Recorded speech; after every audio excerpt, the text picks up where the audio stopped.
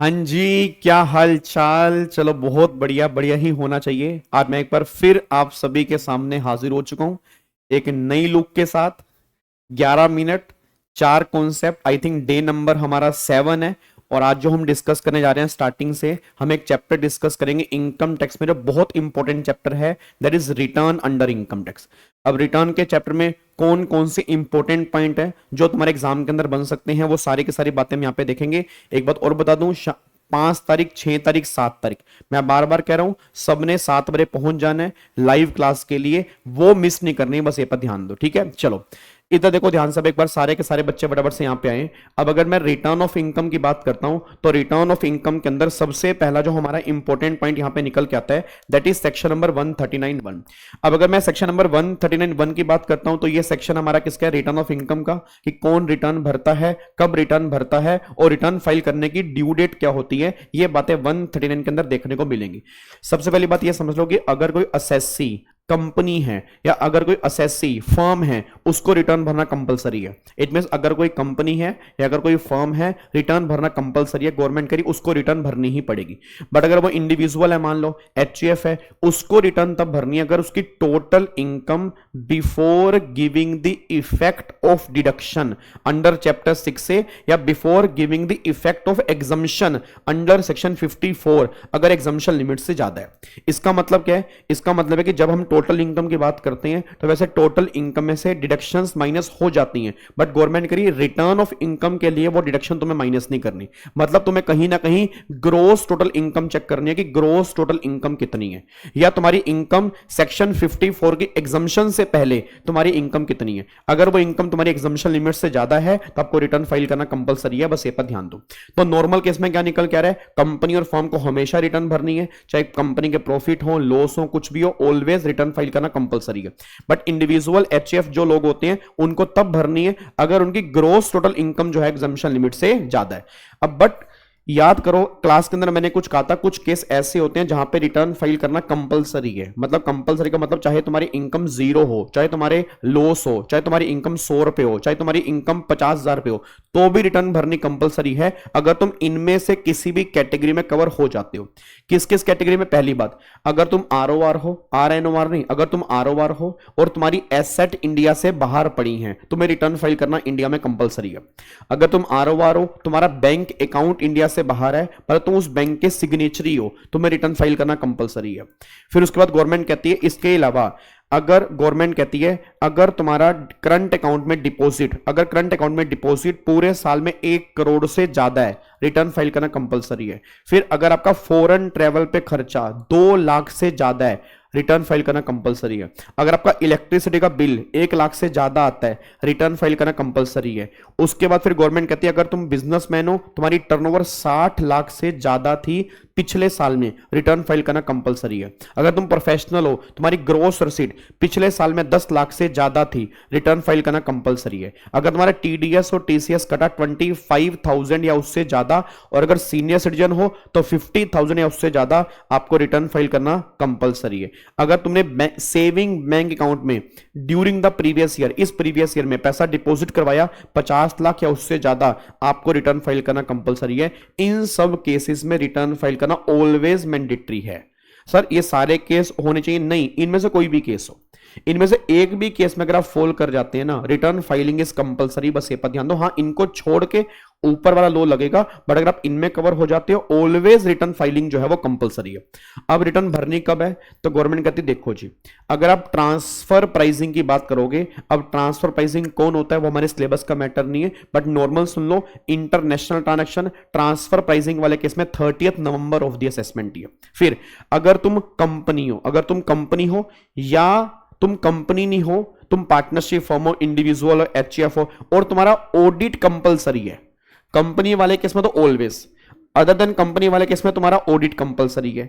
या तुम ऐसी पार्टनरशिप फर्म के पार्टनर हो जिस पार्टनरशिप फर्म का ऑडिट कंपलसरी है, तो इनको रिटर्न भरनी है 31 अक्टूबर ऑफ द असेसमेंट ईयर, मतलब 31 अक्टूबर या उससे पहले रिटर्न भरनी है।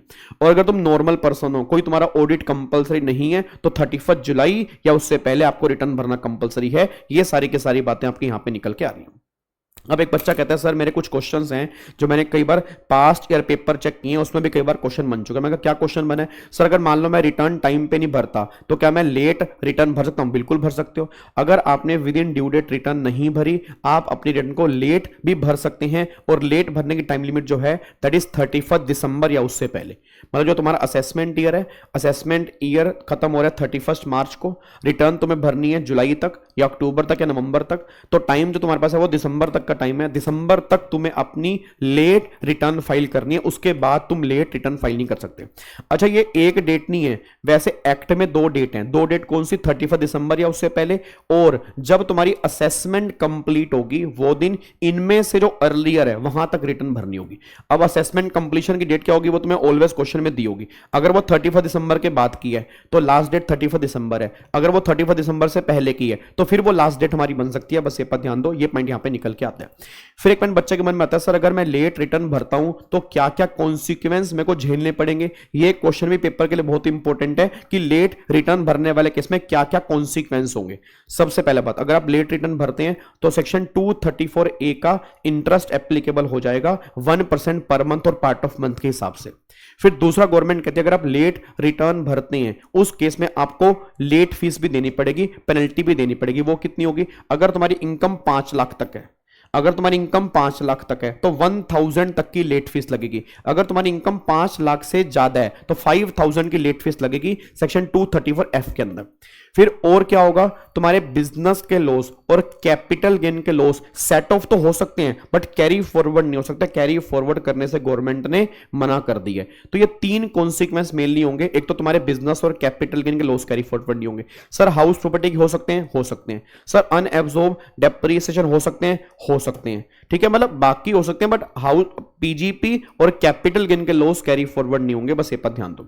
दूसरा, फिर इंटरेस्ट लगेगा 234A का, और तीसरा फिर लेट फीस एप्लीकेबल होगी। तो मेजरली ये कॉन्सिक्वेंस निकल के आते हैं अगर आपने लेट रिटर्न भरी है। सर अगर मैं लेट रिटर्न नहीं भरता, मान लो टाइमली भर दी, या मैंने लेट रिटर्न भरी है बट मेरे से ना रिटर्न भरने में कोई गलती हो गई है, तो क्या मैं अपनी रिटर्न को रिवाइज भी कर सकता हूं? यस, कर सकते हो। और रिटर्न को रिवाइज करोगे 139(5) सेक्शन में, बट रिवाइज करने की टाइम लिमिट भी सेम है जो लेट वाली है, दैट इज 31 दिसंबर। मतलब वही टाइम लिमिट लेट रिटर्न भरने की है, वही टाइम लिमिट रिवाइज की है। अब इन दोनों की टाइम लिमिट बिल्कुल सेम है।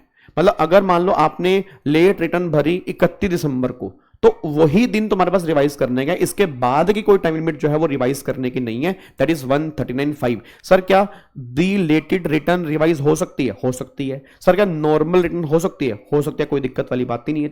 अब देखो यहाँ पे सारे के सारे बच्चे, ये 139(3) ये रिटर्न ऑफ लॉस वाला, भाई लॉस कैरी फॉरवर्ड नहीं होंगे।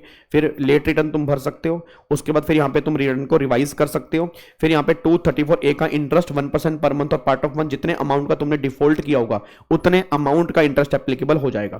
फिर एक आ रहा है 140A self assessment. Self assessment का मतलब नॉर्मल सी बात है, आप अपनी इनकम खुद निकालते हो, अपना टैक्स खुद पे करते हो, उसी को हम क्या बोलते हैं? सेल्फ असेसमेंट बोलते हैं। फिर 139(9) डिफेक्टिव रिटर्न। डिफेक्टिव रिटर्न का मतलब क्या होता है कि रिटर्न के साथ में कुछ अनेक्स्चर आपको ऐड करने होते हैं। अब अगर वो अनेक्स्चर मान लो टीडीएस का प्रूफ हो गया, प्रॉपर्टी का प्रूफ हो गया, इट मींस अगर आपने प्रूफ अटैच नहीं किए वो बन जाएगी डिफेक्टिव। तो डिफेक्ट सही करने के लिए 15 दिन मिलेंगे। अगर 15 दिन में डिफेक्ट सही कर दिया तो अच्छी बात है, नहीं किया तो आपकी रिटर्न जो है वो इनवैलिड रिटर्न बन जाएगी। बस ये पर ध्यान देना, अगर आपने डिफेक्ट सही नहीं किया। ये 15 दिन एक्सटेंडेबल भी है, 15 दिन जो है वो एक्सटेंड भी हो सकते हैं, कोई दिक्कत वाली बात नहीं है। ये आपका 139(9) निकल के आ रहा है। उसके बाद फिर एक सेक्शन है 139(8)A अपडेटेड रिटर्न का, और 140B tax on updated return. ये दोनों मोस्ट इंपोर्टेंट सेक्शन है जो इस बार के एग्जाम में तुमसे पूछ सकते हैं। इसको हम डिस्कस करेंगे अगली वीडियो के अंदर। अगली वीडियो में एक तो ये दोनों सेक्शन डिस्कस करेंगे, और एक टॉपिक है AMT का। याद है जब नॉर्मल स्कीम लेते हैं, नॉर्मल स्कीम से टैक्स निकालते हैं, तो कई बार हमें AMT भी निकालना पड़ता है। तो बहुत सारे बच्चे वो टॉपिक भूल चुके हैं, तो मैं अगली वीडियो के अंदर AMT और ये दोनों सेक्शन फटाफट से आपको रिवाइज करवा दूंगा। ठीक है, उसके बाद फिर एक सेक्शन है 139A, ये हमारा पैन कार्ड है। भाई ये तो तुम्हें पढ़ना पड़ेगा, पैन कार्ड कहां कहां देना जरूरी है। इसमें 3-4 नंबर में क्वेश्चन बनता है, उसकी लंबी चौड़ी लिस्ट है जो मैंने तुम्हें क्लास में बताई थी। वो कहां कहां पैन कार्ड देने की रिक्वायरमेंट है, किस किस केस के अंदर पैन कार्ड देने की रिक्वायरमेंट है, तो वो हमें एक बार यहाँ पे रीड करना है। और फिर 139AA हमारा निकल के आता है आधार कार्ड। अब जहां पे पैन है वहां पे साथ में आधार भी है, आधार को पैन से इंटरलिंक करना पड़ेगा। नहीं करोगे तो गवर्नमेंट फिर 1000 तक की आपके ऊपर पेनल्टी एप्लीकेबल कर सकती है 139AA में। और दूसरा, फिर आपका पैन जो है वो इनऑपरेटिव हो जाएगा। और फिर तब ऑपरेटिव होगा जब तुम आधार कार्ड जमा कराओगे, नहीं तो फिर पैन आपका इनऑपरेटिव रहेगा, और अगर पैन इनऑपरेटिव रहेगा तुम कुछ काम ही नहीं कर पाओगे। बस ये पर ध्यान देना, ये सारी बातें आपकी यहां पे निकल के आती हैं, बस ये मोटी मोटी बातें इसके अंदर हैं। डन, कोई दिक्कत तो नहीं है। तो ये हमारी रिटर्न की बातें निकल के आती हैं। अगली वीडियो के अंदर तैयार रहना, अगली वीडियो हम डिस्कस करेंगे आपका अपडेटेड रिटर्न वाला पॉइंट और एएमटी वाला पॉइंट हम डिस्कस करेंगे। मिलते हैं नेक्स्ट वीडियो में। थैंक यू सो मच, जय Hind, thank you so much.